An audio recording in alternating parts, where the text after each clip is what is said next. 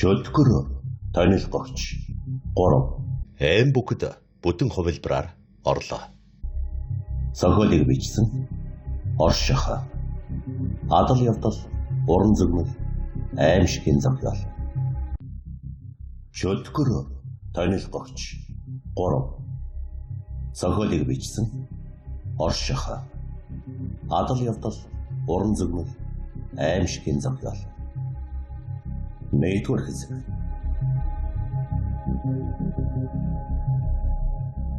ертөнцийн бүхий шашин бүхий л үлгэр домгуудад ертөнцийн сүрлийн тухай өгүүлсэн байдаг. Христийн шашинд Есүс дахин төрж буян нүглийг ялгах шүүлтийн өдрийн тухай өгүүлдэг бол Буддын шашинд галав юулж майдар бурхан гарч ирэх тухай. Харин Нордикийн шашинд Рагнарак буюу Бурхтын үхлийн тухай өгүүлдэг. Надаас асуувал тэдний хэлсэн зүйлсэд үнэн худал хоёр нэгэн зэрэг оршиж буй гэж би хэлэх байсан. Үнэн нь гэвэл ертөнцийн сүрэл гарч цаагүй тохио. Учир нь үнэн бурхан хүн төрлөختний гарч цаагүй эрх төгсгөлөө яг л цаазын ялтан мэд тайван дуулууртайгаар хүлээж аваасаа гэж хүссэн. Худлан гэвэл ертөнцийн сүрэл яг хэрхэн тохиох тухай. Шашин бүр ертөнцийн сүрлийн тухай өөрсдийнхөө тайлбарласан ч тэд нар нь бүгд оргүй худлаа. Учир нь хүн төрлөختөн сүрэл хэрхэн тохиохыг мэдвэл тэрэнд өөрсдийгөө бэлдэж сүрлийг эсэргүүцэх болно. Үнэн бурхан үүнийг хүсээгүй. Эхлээд тэнгэрээс нэгэнтэй бүрээн дуу сонсогдчихъя. Хүмүүс гайхан тэнгэр рүү харахад тэнгэр тэр чигтээ улаан өнгөтэй болсон байхан тэр. Гэвч тэр нь үүр цайх эсвэл нар жаргах үеийн улбар туяа биш байв. Харин бороо орох үед тэнгэр тэр чигтээ саарл үүрсэнд хулжигддагтай ижлэх юм. Хачирхалтай тэнгэрт саарл биш улаан үүс хуралдчихъя. Хүмүүс гайхацгаа. Тэгээд утасныхаа камерыг асааж лайв хийхэд Facebook, Insta руу орох үед бүрч хачин зүйл болов. Өөр улс орн болон хотуудад ч бас ийм зүйл болж байгаа тухай хүмүүс аль хэдийн лайв хийгээд эхэлж гिच. Дэлхийн хаасайгүй энэ зүйл тохиолдож байгаа бололтой. Дэлхийг нэгэн зэрэг час улаан үүлэн давхрах бүрхсэн байна. Ихэнх хүмүүс гайхширч байгалийн үзэсгэлэн гоог шагшин биширцгээе. Энэ сацуу нэгэн бодол төрөв. Яг л диваажинд байгаа юм шиг. Тэгээд хорвоогийн жамаар тэр улаан үүлнээс бороо орлоо. Харин тэр үүлсээс унсан бороон туслууд тэнгэрээс газарт хүрэх тэр урт замыг туулсны дараа хүмүүсийн дээрээс буухад бүгд аимшигтайгаар орилдож эхэлгэн дэрээ. Түлэгдсэндээ тарчлах орилонод. Учир нь тэнгэрээс орсон бороо нь ус биш. Гал байхан тэр. Дэлхийг тэр чигтэн бүрхсэн улаан тэнгэрээс гал туулын халуун хайлмаг буюу лаван бороо орсон тэр байж юм. 700-аас 1200 Цельс бүхий галан тусал бууж эхлэх үед бүхэл ой модод хэдхэн секундын дотор шатаж эхлэв. Хотыг бүхэлд нь бүрдүүлж буй барилгуудын дээврүүд лаашрал хайлва. Асфальт нь замулж урсав. Гадаа илбүй металл биетүүд улааж хэлбэрээ алдна. Хамгийн аимшигтай нь хүмүүс ч бас тэдгээр барилгууд асфальтын зам төмөр эдлүүд шиг улайран хайлв. Бүр шууд утгаараа улаан өнгийн мах цуснаас бүрдсэн хайлмаг болон хувирчи. Энэ чинь там байна шүү. Тийм хайлмаг болж хувирсныхаа дараа хүн бүрийн толгойд эцсийн удаа зурсхийн орж ирсэн бодол нь тэр байв. Тэдгээр гадаа зогсож байгаад хайлмаг болж хувирсан хүмүүсийн хашгираа хэдхэн секундэд үргэлжилсэн. Гэвч өөр нэг хашгираанууд үргэлжлэн сонсогдов. Галан бороо орох үеэр амжиж барилгуудын доор хорогдсон хүмүүс хайлмаг болон хувирчгүй хүмүүсийг хараад тийм хаш гарчээ. Харамсалтай тэдний хашгираач бас удаан үргэлжилсэнгүй. Агаарын температур богино хугацаанд нэмэх 100-аас 300 Цельс хүртэл гарсан тул тэлж бас нэг их удалгүй улаан өнгөт баримлууд болон хувир. Цочирдсан хүмүүс хамгийн ойр байгаа их ус буюу гол нуур бүр далайр үсрэн орцгоосон ч удалгүй амьдараа чанагдав. Үнс микро тоосонсороос бүрдсэн манан нарны гэрлийг бүрхэв. Тэнгэр харлаг бүх зүйл харанхуй давтва. Бурхан минь гэж.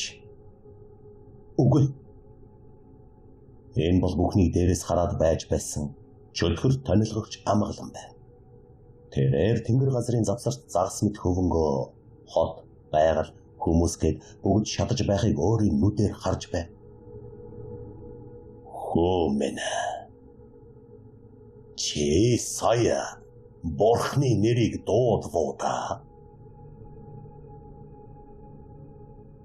Гэхдээ энэ бүхэн үнэн Бурхан болохоо миний эцгийн өөрийнх нь тушаа шүү дээ. Энэ бол харин анхны чөтгөр буюу цэнхэрдүүлт чөтгөрийн үг байна. Тэрээр үнэн Бурхны ууган хөвгөн бүгд амгалангийн төрсөн эцэг билээ. Харин амгалан хэсэг зурт цочирдон байснаа эргээд ухаан орч та худлаа ярих хэрэггүй. Энэ бүхэн хуурмаг үзэгдэл бицтэй. Гэвэл анхны чөтгөр инээмсэглэж гараад өгсөнд өнөө үзэгдэл салхинд хийсэн мэд алга боллоо. Харин оронд нь тэр хоёр нэгэн хээр талд зогсож байна. Ямар ч тач тэр аимшигтай сүрэл алга болчихъя. Харин оронд нь нар дөнгөж мандсан сайхан өглөө болж байна. Анхны чөтгөр. Гэхдээ миний сая чамд үзүүлсэн сүрэл бол хуурмаг үзэгдэл биш. Тэр бүхэн хизээ нэгэн цаг тогтсон. Хүн төрлөختөд та нараас өмнөх эртний хүн төрлөختөнд үнэн Бурхан тэгж өмнөх эртний хүн төрлөختнийг устгасныхаа дараа танай эртний хүн төрлөختнийг бүтээсэн юм. Харамсалтай нь бомбын нэрн дахиад л хэрэгс хитэрч буй учраас танай үеийн хүн төрлөختөнд бас удахгүй ийм хов тавилан хүртэх болно. Гэвч та надад яах гэж үнийг харуулсан юм бэ? Би чамайг горволжин устгуулах дайчин болгохыг хүссэн. Гэхдээ хүчээр биш. Харин ятгалгаар бас эвэр. Би яад горволжин үгүй хийх ёстой юм. Учир нь үнэн Бурхан галав юулах үед горволжин хүн төрлөختний эсрэг зогсох болно. Анхны чөтгөр ин хэлчихэд алга боллоо. Эмч тэр хоёрыг хаан ихтэйгээс дөрвөн сүүдэр ажиглаж байжээ. Тэдний нэг нь ин өгүүлв. Ингээд манай цэнхэрдүүлт эзэн хоёр нүртэй юм а. Хэмээн хэлэхэд өөр нэг сүүдэр. Яав? Хэмээн асуу. Яраг ихлүүлсэн сүүдэр. Чөтгөр тонилгогч амгаланг ингэж ихээр өөртөө оруулахыг оролдож байгаа хэрнэ. Нөгөө талд нь түүнийг алахыг бидэнд тушааж байдаг. Гэж хэлв. Зөвхөн хоосон бүлгэмийн үйл хэрэгт жинхнээсээ саад болж ихэсэн тог яалталтлаа. Бүр аргагүй үйлдэлгээ бицтэй. Тэглээч цэнхэрдүүлт эзэнтний байгуулсан хоосон бүлгэм одоо хангалттай. Горволжин устгах хүч хүчтэй болсон. Бидэнд заавал амгалан галаад байх шаардлага гарахгүй байх. Ямар ч байсан алж болно гэсэн тушаал цэнхэрдүүлт эзний өөрийнх нь амнаас гарсан. Тиймээс ихний боломж гардаг юм бол би өөрөө түүнийг ална. Бид хоёр ховын тооцоотой. Тэрээрээс хэдэн цагийн дараа мэгстэй бодлогошрон сууна. Үгүй тэр аимшигтай үзэгдэл толгооноос салахгүй. Хүмүүс гайлж байсан. Новш гэж яг л лааны тусан барьны шиг мах ясн хайлан урсаж байсан. Би бараг үлдсэн насаараа шөнө унтаж чадхааргүй болчих шиг боллоо. Голны эцэг чөтгөр худлаа яриаггүй. Тэр надад хизээж худлаа ярьдаггүй. Мэдээж башир арга хэрэглэдэг нь үнэлт. Тэр хязгааргүй барилгад болсон явдал. Дараа нь нэг нь шүглэгч дээрэнд өөрийнхөө хүчнээс өгч явуулсан гэдэг. Намайг цэнхэрдүүлийг хэрэглэхээс өөр аргагүй хүргэж байсан. Гэхдээ тэр надад хизээж худлаа ярьж байгаагүй. Худлаа ярих шаардлагач байхгүй. Тэр надаас хамаагүй хүчтэй шүү дээ. Намайг барьж аваад хүчээр цэнхэрдүүлөө хэрэглэхэд хүргэж чөтгөрийн талыг нь сэргэж болох байсан. Гэвч тийгээгүй. Ануу жингч барьж аваад намайг сүрдүүлэхдээ ашиглаж болох байсан. Тэглэгээд эцэг чөтгөрийн зүг болж таарвал би Урвалжин үгүй хийх хэрэгтэй болно. Урвалжин үнэхээр хүн төрлөختөн аврагдахад хэрэг болохоос илүү саад болж байгаа бол шүү дээ. Гэхдээ надад ийм зүйл болж байгаа гэсэн нотлохоо хэрэгтэй биш гэж юу? Тэгвэл нотлогоо олцсон цагт яах вэ? Хэрвээ урвалжин хүн төрлөختний авралт саад тодгор учруулж байгаа гэсэн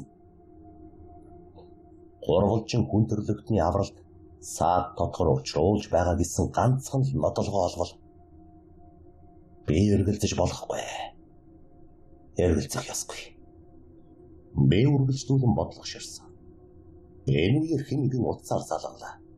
Аваад харвал сүбэдэ байна. Жаахан утсаарлангүй. Яах гэ? Ингэж өмхий ирч хэвтэж байхаар ажиллаа хийхгүй юм уу? Хэмээн хэлв. Би чөтгөр тонилгогч байха болсон. Чамд тэрнээс ч илүү ажил бий. Бомбын эрнийг зогсоох. Юу? От ухаанд нь жатгаж хөвгөн эцэст нэг юм маш чухал зүйлийн учир шалтгааныг ойлгосон байна. Бидний өдийг хүртэл туулж ирсэн зовлонгийн шалтгаан бас хүн төрлөختний үхлийн ял. Бомбын эрний тухай. Үнэн гэж юу? Жатгаж хөвгөн үнэхээр бомбын эрний нууцыг тайлсан гэж юу? Миний олсон мэдээлэлээр үнэн бурхамд нэгэн үйл хэрэг байсан. Тэр үйл хэрэг бол хамгийн авгай соёл эргэншлийг бүтээх. Өөрөөр бол өгдсөн хүчийг төгс өдөртөж чадах хайрмыг бүтээх. Тексний хүчээр бүхэл сансар өгтөргүйгаас бидэн дээр буух харийн хүчнийг үгүй хийж чадна. Үнэн бурхан ингэж л итгэж байсан. Гэхдээ түүний үйл хэргийг отхон хүү болох нэргүй бурхан эсэргүүцсэн. Үнэн бурханы дор өгдсөн хүчийг төгс эзэмшиж чадах тэрхүү айрам сансар өгтөргүйг дайны галаар бүрхэх байсан. Тиймээс отхон хүн болох нэргүй бурхан энгийн амьд биетэд өвдөст хүч өгдөг сарх үүсийг бүтээснээр хүмүүс шалтгаангүйгээр өвдөст хүчтэй болох болжээ. Өөрсөд нь байх ёсгүй тэр хүчийг эзэмшсэн соёл эргэншлэн засахын аргагүй эмх замбраагүй тэлд автна. Үүнийг л бомбын эренгээд байгаа юм.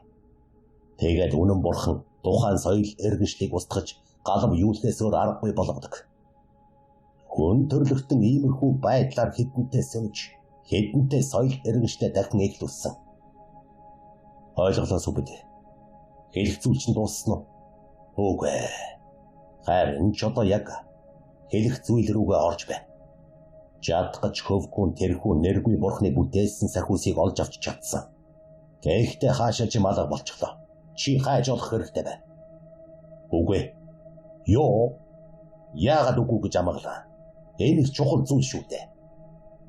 Би чөтгөр тонилгогч байха болсон. Чиний боол байха болсон.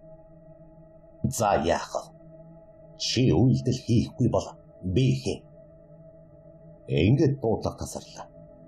Би ч уцаа тавьчихад юу ч болоогүй юм шиг эргээд хэвтэж өгөө.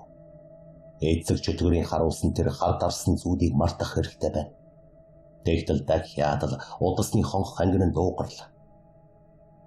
Өнөөдөр чинь яаж гсэн өдөр вэ?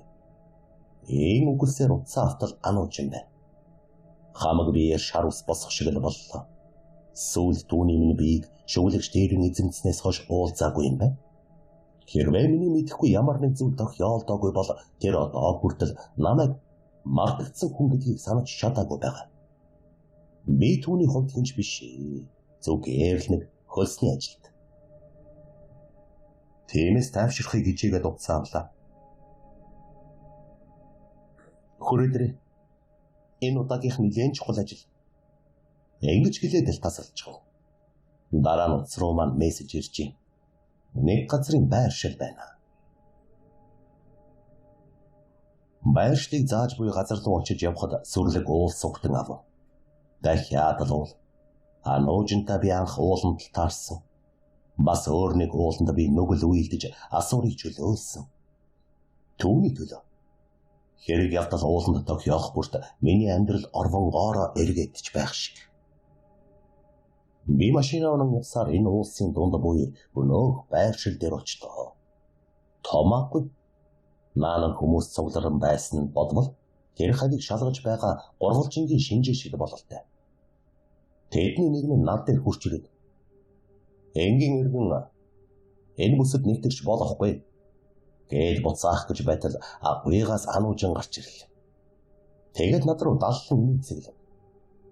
Энэ бүсгүй нийцэглэлийг нь харах бүрт ямар ч муу өдөр тогтоож байсан ч гэсэн бүх зүйл дээрдэх юм да.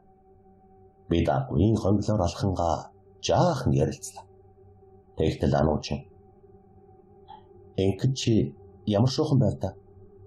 Сүүлд хүн бишүүд гээчийг хайн гэд ганцаараа явсан. Тэр миний чамд даалгасан ажил биш байсан шүү дээ. Бас би чамайг чөлгөр тонилгогч байхаа болсон, гурвалжингийн төлөө зүтгэхээ болсон гэж бодсон юмсан. Чамайг эрэхгүй болоо. Маралжингоо бид хоёр араас чинь гарыг гэж бодож байв. Гэвэл би үнэн хэлж. Эцэг чөлгөртэй уулзахаар явсан юм а. Хүн бишүүдийн тосгонд байхдаа юу ч санаагүй ч гэлээ. Дараа нь тэр тосгоноос гараад тэнд эцэг чөлгөртэй уулзах гэж очсныгаа сонссон. Гэхдээ яагаад гэдгийг чамд хэлж чадахгүй. Гэж хэлснээ би түрүүнээс хойш ануужин нэг л хачин байгааг анзаарах шиг болвоо. Нэг л зүйл өөр байна. Өвдөс болон хиймах бодийн зүйлсийг толдогч элгийн мэлмигээрээ толдсон харав. Элдв харын өвдөс хүч харагдахгүй. Гэхдээ сүүл миний бэлгийн мэлмиг намайг хуурсан.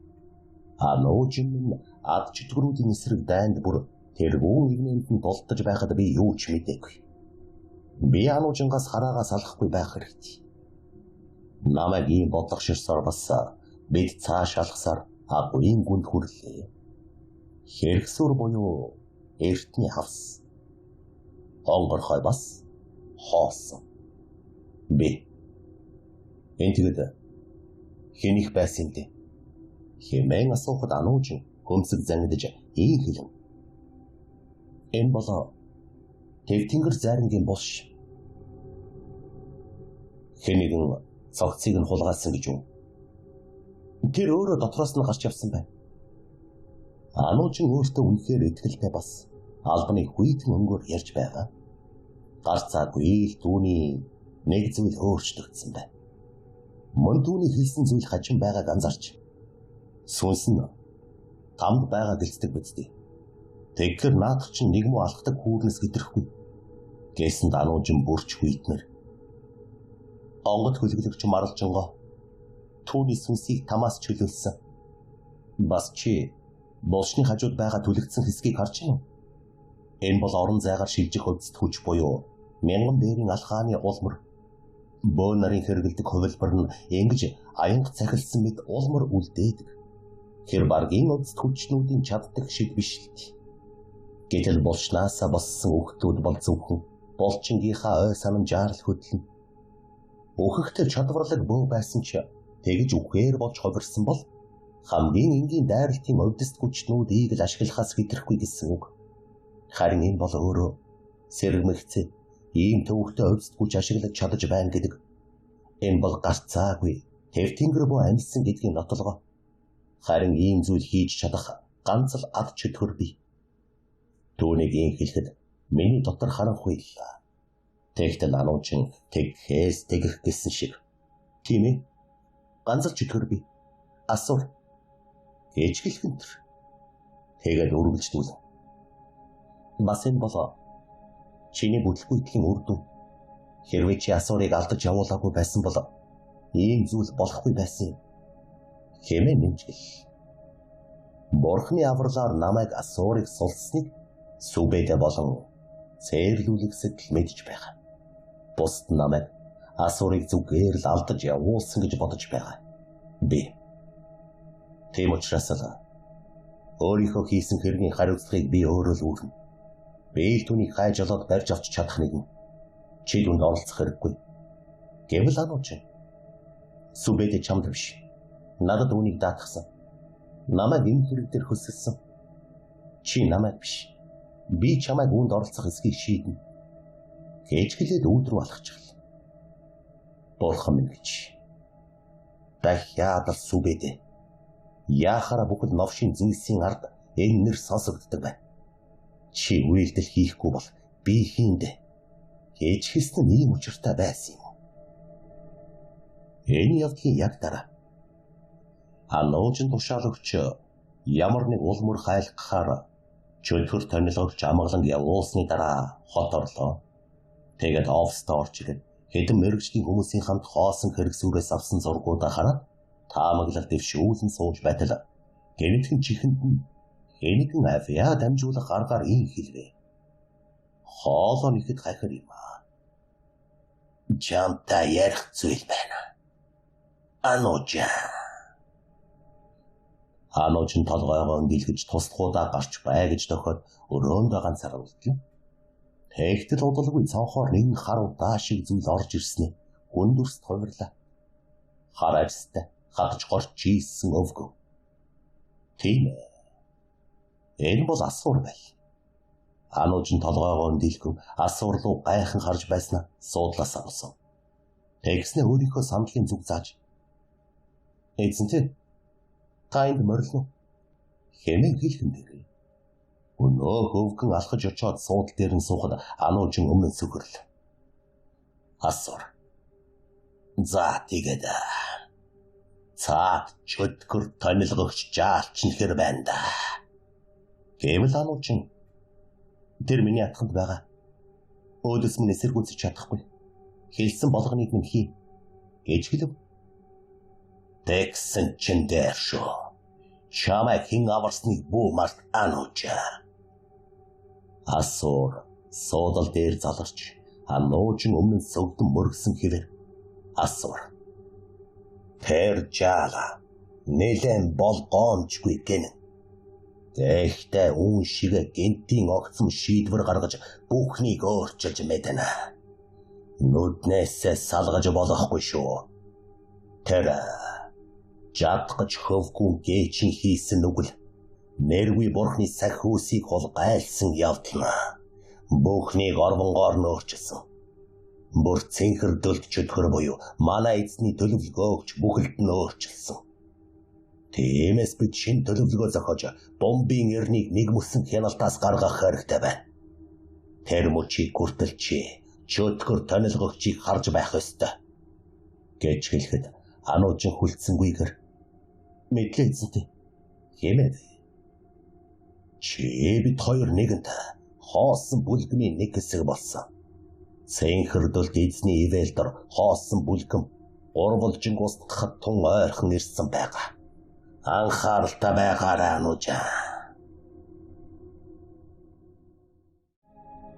Хоёрдугаар хэсэг. Анужин надад асуурын улмөрийг олох даалгавар өглөө. Гэхдээ би эхлээд Анужинг энэ хэрэгт худгал дуулсан сүбэдэ дээр явж очоод уураа гаргав. Намайг юу ч хийхгүй болоо. Чи үйлдэл хийн гэсэн байхаа. Тэгээд тэр үйлдэл чинь энэ үү? Анужин очиж асуур руу илгэлээ гэж юу? Сүбэдэ юу ч хариулгүй энэ эмзэглэн суу. Миний уур хилэн уламж хөдлөв. Бүр алчхмаар санагдав. Чи хэлдэ. Яагаад?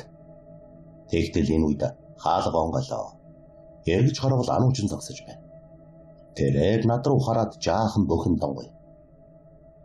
Энэ хэрэгт намайг оролцуулаач гэж би өөрөө гуйсан. Хэмээн хэл. Сүбэдэ тэмжиж. Тийм шүү. Тэр мөнгөтэй. Сүлжээтэй. Би өөр ингэсэн ховын найрамтай. Тийм учраас мэдээлэл сайтай. Горволжинд тохиож буй эсвэл энд тэнд болж буй ихэнх явдлууд Анужингийн чихэнд хүрдэг. Тэр бүхнээс шүүж байгаад чухам ямар хэрэг авахыгаа Анужин өөрөө сонгодог. Энэ бүсгүй бол надтай хамтран ажилладаг адын ангуучтаас хамгийн баян бас хамгийн дуулуургүй. Тиймээс л тэр тэнгэр бөөгийн араас онгод хөлөглөгч марлжингоог явуулж асуурыг энэ дураараа бүсгүй даатгахаас өөр аргагүй болсон юм. Хэмээн хэлв Анужин. Харин чи одоо хүртэл миний хэрэгт хошууд үрсээр ингэж байх юм бол цаашдаа хамтарч ажиллаж чадахгүй болох нь гэж хэл. Надад хэлэх үг болцсонгүй. Зүгээр л эргэж хараад тэндээс гараад яв. Өөр хэрэг байсан бол яах вэ? Би Анужинг дураар нь орхиж болгосон. Түүнд хамгийн хүчрхэг сахиуснууд бий. Дээрээс нь бүр үгшгүй биетэй хүн идэж ороолон болж хувирсан. Үнэхээр л санаа зовоод байх зүйл алга. Гэхдээ асуур дээр л биш. Тиймээс Ануужинг аюулд орохоос өмнө би төрүүлж очоод асуурыг устгах ёстой хэмээн шийдэв. Уулмөр Ануужин надад уулмөр олохыг даатгсан. Үүнэндээ амархан л ажил. Асууртай 2 удаа уулзсан учраас миний бэлгийн мэлмиг түүний байгаа газрыг олж чадна. Яг л үнэрч нохой нэг л авсан үнэрээ хизээж мартдаггүй шиг. Ингээд би гэртээ хараад бясалгал үйлдлээ. Төвлөрөл бол өвдөст хүчийг удирдах гол арга зам. Төвлөрөл сайн байх тусмаа өвдөст хүч илүү төгөлдөрч байна. Зөв ажиллана. Харин төвлөрлийн дээд хэлбэр нь бясалгал үйлдэх юм. Үнэхээр ч хэсэг төвлөрсөн бясалгалын дараа нүдэнд юмс харагдаж эхэллээ. Аггүй. Бүр газрын гүндэх асар том, асар уудам ангархай. Лаван головсон хязгааргүй мэт хөндөй. Тэнд нэгэн худаг шиг зүйл байх бөгөөд дээр нь асар том харын өдөст хүчний бөмбөрцөг үүсчээ. Урд нь нэг хүн сууж байна. Асуур байна. Мөн цаана ч хүмүүс зогсож байна. Сайн харвал үнэндээ хинэн чамд хүмүүс шиг санагдсангүй. Тийм ээ. Бүгд үхсэн хүмүүс байна. Үхээрнүүд бас тэд нэмэгцээр л байна. Хаанаас нэмэгдээд байна? Дээрээс. Тэд агуйн дээрээс онож ирцгэж байна. Нүхнүүдээс. Хар өнгийн нүхнүүдээс. Орон зай нүх. Мянган бэрийн алхаатай ижил зарчмаар ажиллаж буй энэ нүхнүүдээс үхтлүүд бороо шиг л асгарч байна. Асуур дэлхийн өнцөг болон бүрээс цогцоснуудыг энэ агуйд цуглуулад амьлуулж байна. Асар том үхээрүүдийн айрмыг бүтээж байна. Юу гэсэн үг гэж бас тэд ингэтлээ олуулаа болж чадсан бол яагаад дайрахгүй байгаа юм бол? Юутаж би бэлгийн мэлмийг илүү сайтар төвлөрүүлж тэр агуй хаана байгааг мэдэх гэж оролдлоо. Тэгтэл яг энэ үеэр асуур толгойгоо эргүүлэн над руу харж хатар. Би цочин хоош угарлаа. Уг нь намайг харах ёсгүй дээ. Зүгээр л бэлгийн мэлмигээр харж байсан шүү. Би аргагүй ирэхэнд зан уйлаа болиуллаа. Хэрвээ чи ангал руу удаан ширтгэл ангал чам руу эргэж ширтэн гэдэгт би асуурыг харах гэж оролдвол тэрч намайг харах бололтой. Хэнийгэн хаалга тогшиж байна. Очиж яг энэ мөчтөө зэрэгцэн хаалга тогшлоо гэж юу? Үүнд гайхсан би явж очоод бэлгийн мэлмигээр харав. Хүн харагдахгүй байна. Гайхад буцтал ахиад хэнийгэн хаалга нүдэв. Эргэд очлоо. Хэн чалга. Гүнч. Ямар аимшигын кино биш үү? Аимшигын кинон дээр л хаалга тогшохоор нь очоод харахаар хүн байдаггүй. Тэгтэл тэр нь сүнс байж таардаг. Гэтэл би ч өөрөө чөтгөр тонилгогч. Сүнс байсан ч харчмаар л юм. Ийм боцоор би эргэж алхтал. Яагаад чимхүүл маань гутлын хайрцагт дэглэж би эргэлцээр унахын даваан дээр арн руугаараа ханаалан тогтол. Тэгтэл яагаад чим нүд бүрэлзэж дагдсны хэсгээр хүчтэй хатгуулан өвдгөн дэрээ. Бүр тэгээд зогссонгүй. Яг дараа нь хүзүүнээс цус садран урсл. Бүр тасралтгүй олгойдон урсаж хооцос юу ч үгүй цус болчихов. Энэ үед би нэг юм ойлгов.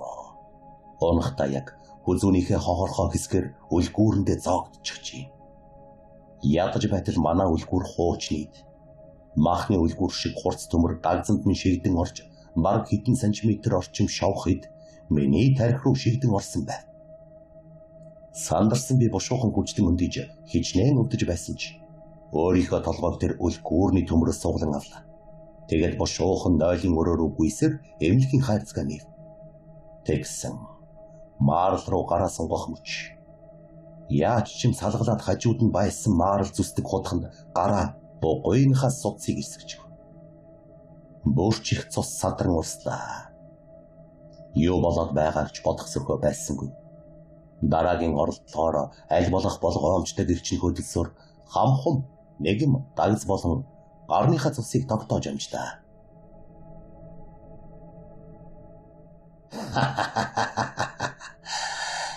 Чи яг л өрөвдөлтөй бяцхан иш шиг харагдаж байх шүү. Хэн нэгэн муухай дуугахаар ийм өгүүлэлтэн дээш харвал яг таазан дээр нэгэн хар ямааны толгой гаруутаас сал суулан хөвж байхан дэрээ. Ямааны хараалч би чамайг өөрийн чинь хараалаар дуусгасан. Тийм ээ. Гэхдээ би үхлээс эргэн ирсэн. Одоо чи зүйл дуусгах болно. Хэмээн хэлв. Юу болоод байгааг одоо л ойлгосон би. Ямааны сүнсэн хараалыг зайлуулах шившлэг уншсан боловч тарны хүч ямааг онсонгүй. Нефт гараад явчихлаа. Энэ бол ёрдол зэрэглээ төдийхөн зүйл гэдгийг чи мэдэж байгаа биз дээ. Би сандран байрнасаа гарчгүй. Тэгтэл шууд л лифтний хаалга өөрөө онгол. Би дотогш орсонгүй. Хэрвээ ийшээ орвол би үхэн. Учир нь хар ямааны сүнс бол золгүй явдлын хараал. Энэ ямааны толгой намайг дагаж байгаа цагт миний эргэн тойронд байгаа юу ч намайг алж чадна. Тиймээс би хар хурдаараа шатаар уруудан буулаа. Тэгтэл нэг их удалгүй амьс гатаж хамаггүй сулраад ирхэн дэрээ. Тэгснээ бүр нэгэнтээ дотор муухайч өгөөсөнд би бөөлжиж өргөтөл. Амнаас минь баахан харангийн шингэн урсан гарч шатаар нэг нялгадав. Тэгээд арайхийн дээшээ өндийсэнд цагаан ямааны толгой над руу зэвүүтэйгээр ширтэж байна. Новшгч, долоо ямаатай хараалч, урд нь ийм хүчтэй байгаагүй шүү дээ. Асуурл амьлуулсан байж таарл. Харин үхэд илүү хүчтэй болчихч. Бодоод би өөрийгөө аль болох хүчтэн шатаар уруудлаа. Азар байрны орцон дотор хүн алах чадaltaй эд зүйл байдаггүй бололтой. Тэгсээр байрныхаа үүдэнд хүртэл урд хүн зогсож байна. За амархан сайн өхөө минь. Сайн явж ирв. Арайхийн толгой өндөлгөн хартал болоон ямаатай хараалч өөрийн биеэр зогсож байх дэрээ. Гэхдээ яагаад ч нүд нь үгсэн хүний шиг саарлангтай байна. Новшин хараалч өвгөн үргэлжлүүлэн муухайгаар хөхөрч. Хост хүн өөлийн даваан дээр гэж. Өмнө нь чи над дээр их бардам гэрч налхаж ирсэн байгаа. Одоо харин мөлхөж байна. Гэж хэлснэ толгой дээр минь гიშгэлэн дэвсэлж ирлээ. Би өдөөс нь хариу дайралт хийж чадахгүй нэ. Огон би өмнөх аргаараа ялж болох боловч энэ удаа надад түмэн хараалын шорон нэрт сахиус алга. Тэр сахиусаар дахиад ямааны сүнснүүдийг хорж болох байсан боловч би чөтгөр тонилгогчийн үүрэг өөртөө байсан судрууд болон сахиуснуудыг хамт өсгсөн эцэг аюуштай хүлээлгэж өгсөн. Ингэж л дуусах байж дээ. Хараалч өвгөн зэвүүн муухайгаар хөхөрч. Энэ удаа би чамтай ёсорхохгүй. Өмнө нь өөрөөрөө хит бардамнаж байгаад алдаа гаргасан. Одоо бол чамайг хурдан дуусгана. Гэж хэлснийх нь дөнгөж дараа нь байрны хаалгаар саарл ямааны сүнс орж ирлээ. Тэгээд агаар дээр хөвсөөр бэдэн шингэн орхон дэрээ. Энэ үед би нэг зүйлийг мэдэрвэ. Гар минь миний гар биш болчихж. Учир нь миний хоёр гар айжмар дээшилж байна. Би огт хомч хүсээгүй байхад бүр эргээд буулгахыг бүх хүчээр оролцсон ч минийх биш болсон хоёр гар улам бүр дээшсээр хоолойг минь боож эхэлхэн дэрээ. Юуг царай минчиж хамаг нүүр таталтаад ирхэн дэр. Миний хоёр гар ийм хүчтэй билүү? Би гар заагүй үхэн. Борхны мотора. Ийм амнасаа райхийн тарны үгс шимрэхэд бэйнэс минь хоёр гар үл үзэгдэгч гар урган гарч ирээд яг хажуу зогсож байсан ямаан хараалчийг барьж аваад тархийг нь шалтаа нялгадаж ирлээ. Бүр ямаан сүнс дүүдж агаар дууссан алга болвоо. Чи бид хоёр хоёулаа сүүлд уулзснаасаа илүү хүчтэй болсон бололтой. Би ингэж хэлээд райхийн өндийсөөр явж очиод харвал ямаан хараалч нэрээ өгчихжээ. Суудсан л угшахгүй, амьсгалахгүй байна. Хэдий тэр хүчтэй болсон ч бэйн хүн шиг сул дороо хിവэр бололтой. Гэхдээ баталгаатай байлгахын тулд би энэ удаа хоосон чанарын хүчээр гаргаалчийн биег хэдэн хэсэг хувааж байрны цементэн шалыг бурхны бодраар хуулан дотор нь боллоо. Би ойролцоох нэгэн буудалд өрөө захиалаад дотор нь бусдын өвцөд хүчтнүүдийг даалтын болон бэлгийн мэлминээс хаах хамгаалалт хийв. Тэгж л нэг юм санаа амарлаа. Одоохондоо миний хийж чадах зүйл гэвэл энэ л байна. Дараа нь би ануужинд дуудав. Мэдсэн бүхний түүнд хийхийн тулд асуур үнэхээр аюултай гэдгийг, хүссэн оршихуугаа амьлуулад өөрийн боол зарцаа болгож чадна гэдгийг, бүр дахин амьлсан этгээдүүд өмнөхөөсөө хамаагүй хүчтэй болчихсон байдаг бололт.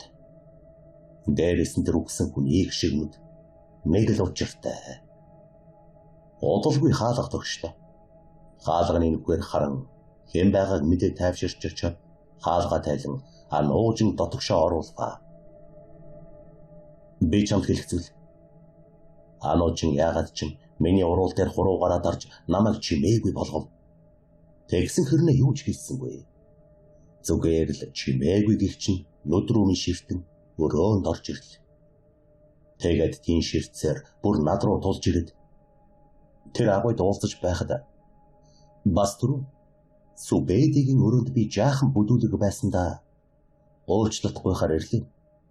Мартагдсан хүний тухай мэдэх цорын ганц хүн бол чи гэдгийг мэдсэний дараа би өөрсдийгөө эвгүй байдалд оруулсан. Тэгээд л чамд өөрийн ирэхгүй бүдүүлэг хандаад байсан байх гэж хэлээд бэлхүүсээр минь тэмрэн бол. Түүний харц нэг л өөр. Эсвэл хэтэрхий танил. Би түүний хувьд мартагдсан хэвээр байх. Би түүний хувьд хинч биш. Ануужин яагаад ингэж байгаа юм болоо? Би ингэж бодсон ч эсэргүүцэж чадсангүй. Анууж над руу улам ойртож бүр намайг хан руу шахаад биеэрээ наллаа. Түүний бэлх үүсний арьс хоёр хөхийг нь би хувцсныхаа цаанаас мэдэрч байна. Сөөлхөн бүр бол брайч гинэр. Бас танил. Би түүндээ хүрэлгүй ингэж их удсан гэж юу? Дээрээс нь түүний үнэр зөвхөн түүнээс минь үнэртэх нэг тийм онцгой үнэр. Цэцэг бас үзэсгэлэнт мах бод хоёрын холимог үнэр. Би түүнд хайртай хിവэрэ юм байна. Тиймээс л анууж миний уруулыг үнсгээр ойртоход нь би эсэргүүцэж чадсан. Тэрхээ зээд илүү төрөмгүй байсан. Уулын эзний эзэмшилдэх ойд тогтёосон бидний анхны уучралтч тэр л бүхнийг эхлүүлсэн. Үүнээс цааших бүгдийг энэ бүсгүй л эхлүүлдэг байсан. Тийм ч учраас тэр одооч бас үүнийг эхлүүлж миний уруул дээр үнслээ. Түүний уруулнаас яагаад ч хачин амт амтагдаад байна. Гэхдээ надад хамаагүй. Миний сэрэл хүсэл оргилж шууд л ануужин хоёр гар дээрээ өргөд унтлахын өрөө рүү оров. Тэгээд үеилдэв. Хүчтэй, хурдан. Би бүр өрд өмнөхөөсөө илүү шуналтай байна. Мөн энэ өргөлжлөх тусам би яагаад ч согтун юм шиг болоод байна. Тэгсээр эцэст нэг юм дуусч ануужин маань нүцгэн цээжээрээ намайг дэрлэж байснаа ийн хэлвэ. Чич харагдаж байгаагаас сайн юм аа. Юу, хоёулаа өртөн хийж үзэж байгаагүй юм шиг л яриад байх юм. Ануучин зүгээр л инээмсгэл. Харин яагаад ч юм миний нүд бүрэлзэдэр. Би сэрлээ. Эргэн тойрон тас харахгүй. Нэг өрөөнд л хэвдэж байгаа бололтой. Ганц харахна. Орон дээр хэвдэж байна. Өндийлөө. Нэг зүйл богүйг нухаад байх шиг болохоор нь тэмдэрч үздэл. Хүйтэн төмөр. Гав дөнгөл бололтой. Гэхдээ хэтэрхий харахгүй болохоор юу ч харагдахгүй. Тэгтэл тогших чимээ сонсогдов. Гэнэтхэн хөлийн чимээ сонсогдож эхэлвэ. Хаалганы цаанаас би хэн гэдгийг нь мэдхийн тулд бэлгийн мэлмигээрээ харах гэж оролдол. Юу ч харагдсангүй. Бац. Яагаад миний хүчийг ингэж хааж чадах нь зөвхөн цэнхэрдэл. Гэхдээ миний хүч эргэж сэргснээс хойш би дахиж цэнхэрдүүлийг ашиглаагүй. Надаар аль болох цэнхэрдүүлийг ашиглуулахыг оролдож байсан эцэг чөтгөрийн төлөвлөгөө үнэн бурхны шийдвэрээс болж нурсан. Нурсан л гэж бодсон. Гэхдээ үгүй бололтой. Энэ гал миний бурханлаг хүчийг хааж байгаа бол би чөтгөрийн хүчийг зээлнэ. Ийм бодоод цэнхэрдэл гаргахыг хичээсэн ч хормхон зур асаж байснаа үлээгц мэд унтарч орхив. Хэд хэдэн удаа оролцсон ч нэмэр байсангүй. Энэ хооронд өнөөх алхах чимээ хаалганы ард ирэв. Хайртан, чамд наад гавнасаа мултрах боломж байхгүй. Цэнхэрдэлд чөтгөр наад гавыг чинь чамд зориулж бүтээсэн. Ануучингийн хоолой бай. Би өөр ирэхгүй гайхаж. Чи намайг энд авчраа юу? Яах гэж хэмээн асуул.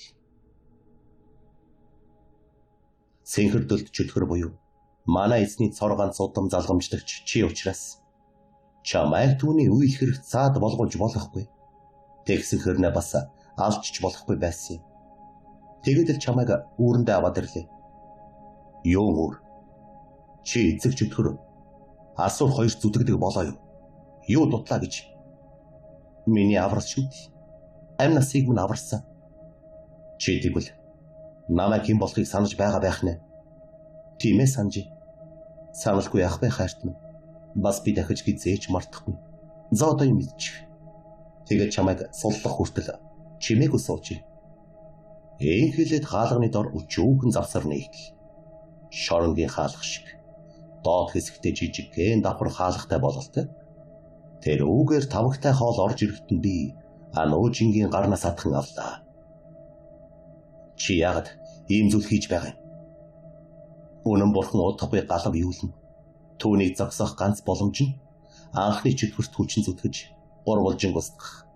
Тэгэд бид илүү дээр бурхан, илүү дээр ертөнцийг бий болгоно. Үхэлгүй ертөнц, хайртай хүн чинчдэг, чийждэр үхэхгүй, үүрт амьдрах гайхалтай ертөнц. Намайг уучлаарай хайртай.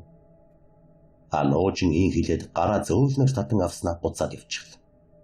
Ингээд би харах үед орой ганцаараа үлджээ. Дахиад л тогших чимээ. Гэхдээ энэ бол хаалга тогших чимээ биш. Бас хэнэгний алхаач биш. Учир нь энэ чимээ ханны цаанаас сонсогдож байна. Үргэлжлүүлэн тогшсоор л байна.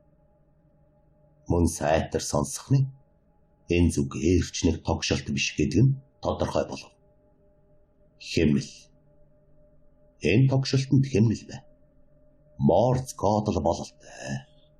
Хар багтаал би чөтгөр тонилгогч болж өдөр бүр амнасаа дээсэн дөрөөн дээр аваачна гэдгээ мэддэг байсан тул хэрэгтэй гэсэн мэдлэг болгоно олж авсан билий.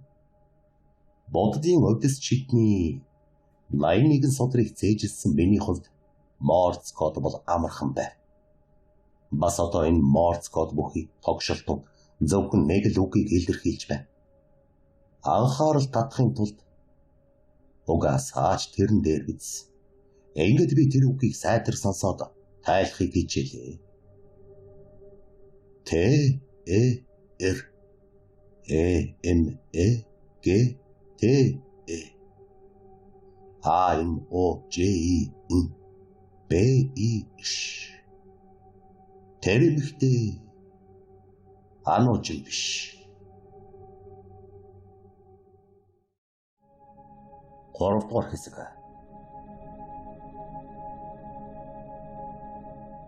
Тэр эмэгтэй Ануужин биш. Бичгийг тайлж дуусаад би цочин хоош ухарлаа. Гэхдээ надад ингэж алмаарч байх цаг байсангүй. Тэр агуйда хүүхдэн хичнээн олуулаа байсан бас хорон бүрт хичнээн олноороо нэмэгдэж байсныг би харсан шүү дээ. Асуур тэр олон үхээрнүүдээр юугаа хийн гэж, юу гүсэнэ гэж. Бас Анууч түүн тохиолдсон зүйл түүн тусламж хэрэгтэй. Би хариу тогтсон. Тэр Ануужин биш бол хэн юм? Тэрч хариу тогшив. Мэдэхгүй. Бэйн мөн. Гэхдээ сүнс нь Ануужин биш. Тэгвэл чи хэн юм? Чиний итгэх ёстой хүн. Сонин л хариулт байна. Гэхдээ надад түүнээс асуух асуулт зөндөө байна. Тэр итгээд надтай адилхан хоригдол бол намайг энд байгааг яаж мэдсэн юм бол? Тэрч бас над шиг гавтай биз дээ.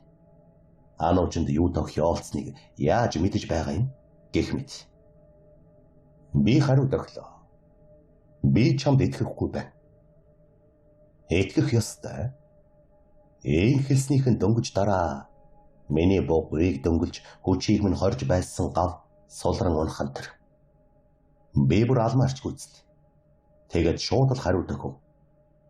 Чи яаж чадва? Надад итгэсэн үү? Сайхан үзүүлбэр. Гэхдээ л итгэхгүй. Тэгвэл бол тэнэг. Тэгвэл бол тэнэг минь гинэ. Түүний хэлсэн үг намайг жаахан гайхшрууллаа. Тиймээс өөрийн урдст хүчээ ашиглаж хоосон чанарын өөр нэг хувилбар төмөн хэсэг тасдах нэртэй урдст чидийг ашиглан ханыг үерүүлж орхиход хан маш чимээгүйгээр тоос болон хувирлаа. Ингээд цаад талын өрөө ил болж дотор нь сууж байсан хүн цочин хоош ухрал. Харин би мэдчихв. Сайн уу Маралчингоо? Тийм ээ. Тэнд үнэхээр Маралчингоо зогсож байна. Надтай зүг хаан ихтэй хоригдсон. Маралчингоо гайхаж. Чи яаж намайг гэдгийг мэдсэн бэ? Хэмээн асуувал би. Энэ хорвоо дээр зөвхөн өвөө чинь л чамайг хамгийн ихээр мэддэг гэж чи итгэдэг байхаа. Гэхдээ тийм биш шүү гэв. Чи намайг тэгтлээ мэддэг юм амглаа. Хүний тарих сөрөг ой дурсамжийг л ихэнхдээ авч үлддэг. Харин уулзах болгонд намайг доромжилж залхаан цээрлүүлдэг тэр л жижигхэн ядарга миний оюун санаанд үрд хадагдсан юм. Тиймээс л холбоотноо болгох гэж байж тэгвэл бол мөн тэнэг гэх мэтийн үг ашиглахаар нь шууд чамаа гэж мэдсэн. Новш гэж. Гүй тэгэд тэрийг эвтэхэн хэлэхгүй яагаад вэ? Ингэж шууган тарих хэрэг байсан юм уу? Жинхэнэ итгэлцэл ядаж царайгаа харсан хүмүүсийн дунд л болдог биз. Бас чи нэгэнд өөрийнхөө хүчийг ашиглаж чадаж байгаа болохоор өрөөний камерыг эсвэл өрөөг ажиглаж буй хэнийгэн далдын мэлмитээ этгээдүүдийн нүд чихийг хуурч хуурамч үзэгдэл бий болгосон байх ёстой. Тэгж чадсан учраас л чи бараг л хүн бүрийн шахуу мэддэг Морзе кодоор надтай харьцсан биз дээ. Наад тархич нь муу юмд их сайн ажиллах юм. Тэгэд наад ханаа яах гээд байгаа юм. Би шууд л хоосон чанарын өөр нэг хувилбар төмөн хэсэг гих өвдөс хүчний эсрэг нь болох бүтэн хэсэг гих шидийг ашиглан эргэд ханыг босголоо. Хан бүр юуж болоогүй мэд эргэд хэвэндээ орвоо. За тэгэхээр Маралчингоо чи яаж яваад энд ирчихв? Энэ удаа үнэн хэлээр өдөө. Чамтай адилхан өөрийн хийсэн уялаагаа итгэж чинь. Тэв тэнгэр бөөг буцаага там руу нэлгээхээр яваад л ийшээ ирчихлээ. Яаж баригдчихв? Бас л адилхан. Ануужинд тархитуулчихлаа. Чи чинь Ануужингийн сүнс нь өөр байна энэ төр гэд байсан биз дээ. Анхнаас нь Ануужинг нэг л биш байгааг мэдээгүй юм уу? Асуурт өдөрдүүлж байгаа гэдгийг анзаараагүй гэж юу? Чи ч мэдэж чадаагүй биз дээ? Би үг дуугарсангүй. Маралчингоо үргэлж дүүлэн. Үнэндээ сая ярьсан тухай зүйл худлаа. Би зүгээр чамайг Ануужингийн ятгалгаад өртөхгүй гэсэндээ тэгж хэлсэн юм. Асуур зөвхөн амьлуулдаг, харин удирддаггүй. Би Ануужин хэнигэнд удирдуулж энэ бүхнийг хийж байгаа гэж бодохгүй байна. Гэхэн тэрэ. Юу? Чи бодоод үзлээ. Чиний бэлгийн мэлмиг зөвхөн эцгийн чинь сэнхэрдэл үгүй хийж чадна. Харин чи Ануужинг 2 сар ажиглахдаа ороолон болж хувирсныг нь мэдээчгүй. Магадгүй Ануужин ой санамжаа алдсныхаа дараахнаас л эцэгт чинь зүтгэж эхэлсэн байж магадгүй. Тэгтэл яг энэ үед хаалганы цаана хүний алхах чимээ дуулдах нэрээ. Маралчингоо энэ үед сандарч ханыг бушууханхаа хаалга онгойлгосны дараа юу ч сонсогдсон зүгээр өнгөрөх хэрэгтэй. Бид баригдаж болохгүй. Ингээд би ханыг эргэд битүүл. Тэрмүчи хүртэл хэнийг н өрөөний хаалга онгойхыг би мэдсэнгүй. Хаалга нээгдэг чимээ сонсогдлоо. Гэхдээ миний өрөө харанхуй хэвээр. Тэгэхээр Маралчингоогийн өрөөний хаалга нээгдэжээ. Би ханан дээр чихээ наал. Ойлгохтой чимээ гарсангүй. Маралжингаа гинтгэн л ань тавьж байгаа юм шиг бархираад эхлэх энэ. Би цочин сандрал. Юу ч сонсогдож байсан зүгээр өнгөрөх хэрэгтэй гэж Маралжингаа хэлсэн. Ахяад л орилох чимээ. Би нудаа тиссэнгүй. Төмөн хэсэг. Хану ирлээ. Би шууд л үргэлжлүүлэн. Бурхны мотор хэмээн шившээ дайрав. Энэ мөчөд өөрийн ирэхгүй нэг зүйлийг харан алмайрлаа. Учир нь тэнд өнөөх ямааны хараалч өвгөн гэгэн дүрээрээ зогсож байхан дээрээ. Муу новш Маралжингааг сандалтгүйлчихсэн бай. Биенийх нь энд тэнд эдээ бээрээр дүүрсэн байхыг харах нь тамлан байцааж байгаа бололтой. Гэхдээ надад алмаарч зогсох цаг байсангүй. Би дайралтаа зогсоолгүй үргэлжлүүлэн дайрлаа.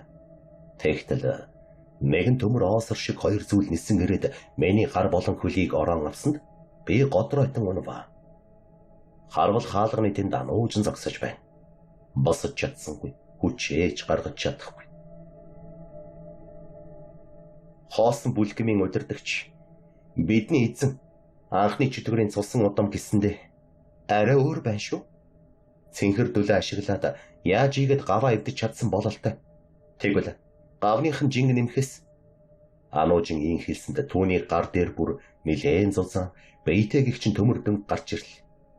Адын ангуучид болон жадагчдын хэрэгэлдэг ёроолгүй сав нэртэй сахиус. Зөвхөн хэрэглэж буй эзнийхээ нүдэнд үзэгдэх тэр алгын чинээ савн дотор хичнээн л бол хичнээн эд зүйлс болон сахиусыг агуулах боломжтой. Ийм хүчрхэг сахиусыг хэрэглэж бас гарыг минь хүлсэн оосрыг тэгж мэргэн онож байхыг бодоход ануужин хүчтэй болчихъя. Би арга барахта. Та нар юунд итгэж ингэж байгаа юм? Гурвалжин үргэлж ялдаг. Гэхэд ануужин хоосон бүлгэм гурвалжин ялахад тун ойрхон ирсэн юм шүү гэж хэлээд гарт минь дөнгөийг зүгээд ямааны хараалчд хандаж.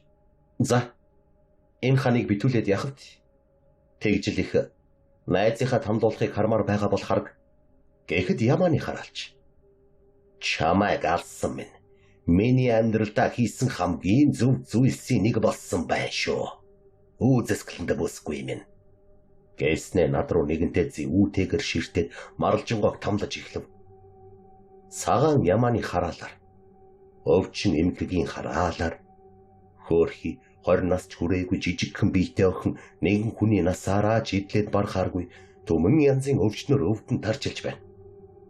Дөрөвнийх шигээ эдээ бээрэндээ баригдаж эсвэл биеинд нь түг түмэн нүх гарч ирж нүд ам хамар амнаас нь хар өнгийн шингэн гоожих зэрэг харахаас нүд халтармаар тамллыг Маралжингаа мэдэрч хоолойныхоо чадлаар бархирч байгаа. Сүүлдээ бүр дуунч гарахаа болов. Харин ануучин ямааны хараалч хоёр Маралжингааг тийм тамлахдаа яг юу асуугаад байгааг нь би сонсож чадахгүй. Авиа дамжуулах өвдөс шидийн эсрэг буюу авиа дүгжих нэрт өвдөс шидийг хийж орхисон бололтой. Тэднийг ярих бүрт дөнгөнхээс өөр юу ч сонсогдохгүй. Гэхдээ нэг л зүйл тодорхой байв. Тэд хичнээн тамлсан ч Маралжингааг улайлгаж чадахгүй нэ. Тийм жаахан охиноос гармааргүй их төвчээр түүнээс гарч байна. Харин Маралжингаагийн өмнөөс миний төвчээр алдарч байна. Миний хайртай бүсгүй хэдий зөрүүдч гисэн сэтгэл дотроо хүний дээдийг агуулсан байсан тэрл бүсгүй. Нүдэн дээр минь тийм аимшигтай тамлал үйлдэхийг харах, бүр найзыг минь тамлахыг харах нь үнэхээр өр зүрхийг өмлөөд авчих шиг л болов. Би бүр тэсгэ байхдаа нэмэргүйг нь хичнээн мэдэж байсан ч Маралжингааг тамлахаа болохыг гуйж эхлэв. Яг л хүн өвдөгтөө тэсгэл алдаж өөрийн мэдэлгүй шархан дээрээ гараараа дардаг шиг. Тэгэд нэмэргүйг нь мэдэж байсан ч хайрлсан нэгний чинь ургалт, хайрлсан нэгний чинь тамлал хоёр нэгэн зэрэг тохиож байхад энэ бүхэн үгээр хэлхийн аргагүй өвдөлт мэдэр үйлдэг бөгөөд тэр нь тун амархан үзэн ядал болж хувирдаг бололтой. Би Маралжингааг тасралтгүй тамлах ямааны хараалчаас илүү хажууд нь юу ч мэдрэхгүй байгаа мэт цэвдэг хүйтэн харцаар гөлрөн зогсох ануужин илүү үзэн ядаж байна. Тэгсээр сүултээ тэсэрч уур хилэн минь дээд зэгтээ хүрсэнд цээж нэмэнгүнээс асар их цэнхэрдэл урсан гарч ирээд өнөөх том дөнгөийг эвдэл. Тэгэд би тэр хоёрыг сэхэ авахаас өмнө нэгэн зэрэг дайрч хоёулангийнх нь толгооноос шүүрэн аваад цаа талынх нь ханамд нялгачглаа. Яманы хараалж тэр дороо өгсөн болоо. Ануужин ороолон биетэй болсон учраас тэр дороо итгэрч болсон дайрах гихтэн би өнөөх алтан хүлээс гих өвдс шидийг ашиглал. Хязгааргүй шулмын эзэгнсэн барилга дотор түүнийг би хоёронтоо энэ шившлэгээр хөдөлгөөнгүй болгож чадсан билээ. Тэгтэл ануужин мөрөнд нь хүрсэн миний гарнаас барьж байгаад хуг атгахчихсан тэр. Би орсоор доош өвдөг сөхрөн унал. Ануужин над дээр ирсэн. Эцгийн чинь цэнхэрдүүлнэс хүч авсан зөвхөн чи биш шүү хэмээн хэллээ.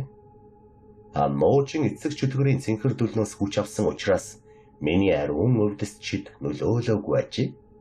Гэхдээ би Марлжингоог дахиад тамлуулахыг хүссэнгүй. Бурхны мотор. Үл үзэгдэгч хоёр хүчрхэг гар Ануужингийн биеийг базан авлаа. Би өмнөхөөс илүү хүчрхэг болсон учраас Бурхны мотор гих дээд төвшний ариун өвдөс шид эцгийн минь цэнхэрдүүлийг давж гарч чадаж буй бололтой. Тэгтэл Ануужин инеж. Тийм ээ. Наадах чинь зөв. Намайг зогсоно гэвэл миний биеийг хоёр хуваах хэрэгтэй. Наад хүчээрээ миний биеийг хэдэн хэсэг тастан хай. Хэмээн хэлхэн тэр. Ануужа. Чи яагаад ингэж байгаа юм? Чи юу хүсэж байгаа юм? Хэлсэн шүү дээ. Удахгүй галав юулна. Чиний эцэг. Гэхдээ ингэн байран тэмцэх хэрэгтэй гэж юу? Чи яагаад эцэгт минь тэгтлээ итгэхэд байгаа юм? Учир нь чиний эцэг надад үннийг харуулсан учраас. Ануужин ийн хэлснэ гинэтхэн хүчлэн Бурхны мотроос мултарч миний урд сум мэд шөнгөрөн ирсэн. Яг аюулхаас ээж рүү минь хүчтэй цохимоо. Чөтгөрийн цустайч хүний мах ястай бие гэдэг амтан амьсгалгч тэнхэлгүй болж тэрийн хатан онов. Дараа нь Ануужин дахин хоёрч дөнгө гаргаж ирээд гарын минь давхарлан дөнгөлвөө. Гэхдээ тэр дөнгөтэй дөнгөхгүй би хамаг хүчээ барсан байна.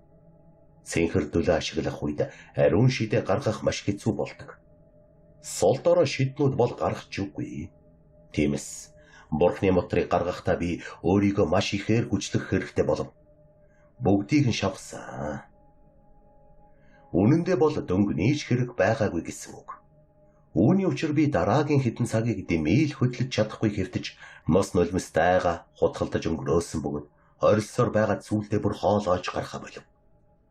Тэр тамлал хэдэн цаг үргэлжилсний эцэст нэгэн дуусаж тэд гарч явлаа. Тэдний гарч хаалга гаагдаг үед Марлжингогийн биеийг бэхэлсэн байсан автомат сандлын гав өөрөө суларч дүүний өвчнөд баригдсан бие хажуу тийш гултайн өнө. Хөлгаараа хоёуланган дөнгөлүүлсэн би арайхийн мөлхөж очбол ашгүй Марлжингогийн эдэ бээрэндээ баригдсан юу ч үгүй нүхлэгдсэн бие нэдгэрлээ. Учир нь Марлжингогийн өвчтөл байгалийн жам биш хараал байсан тул тэдний гараад нэг их удаагүй байхад хэвэндээ орсон тэр ажи. Би шууд тэр чамаас юу хүсэж байгаа юм бэ?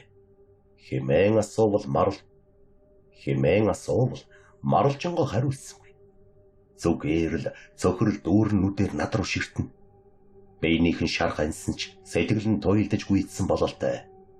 Тэгснэ ийн хэлв. Би өврийг чинь төрлөөд хэвтэж болох уу?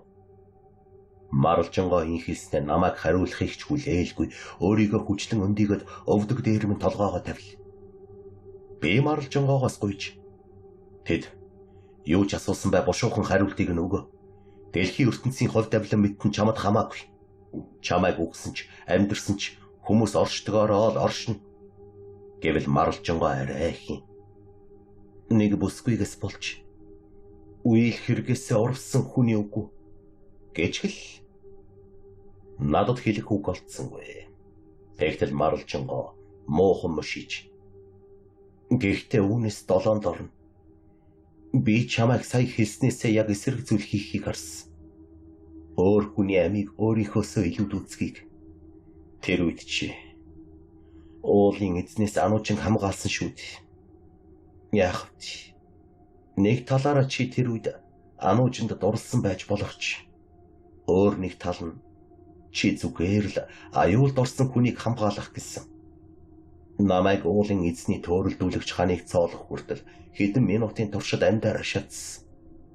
Тийм хүн надад өөрийгөө бод хувиа хичээ гэж хэлвэл би үгэнд нь орох юм шиг санагдаж байна уу? Гэж хэлв. Тэгвэл ядаж хоёулаа оргоё л доо. Тийм ч амархан биш болов. Чи сая гавтаа байхдаа яаж өвдөд хүчээ ашиглаад байсан юм? Надад өвдөд чид байхгүй. Надад байгаа цорын ганц онцгой бэлэг бол онгодуудтай холбогдох холбоо. Харин сая чиний гавыг чинь тайлж чадсан шиг зүйл бол тэр холбооны дам нөлөө юм. Миний биед ямар нэг хүчрхэг онгод, хүчрхэг хий мах бодийн оршихуунууд орж ирэх үед тэдний хүчийг бие маань хуулбарладаг. Товчхондоо яг л булчингийн ой санамж шиг гэсэн үг. Тэд миний хүчийг хорихын тулд тарих болон булчингийн холбоог салгах ёстой байсан юм.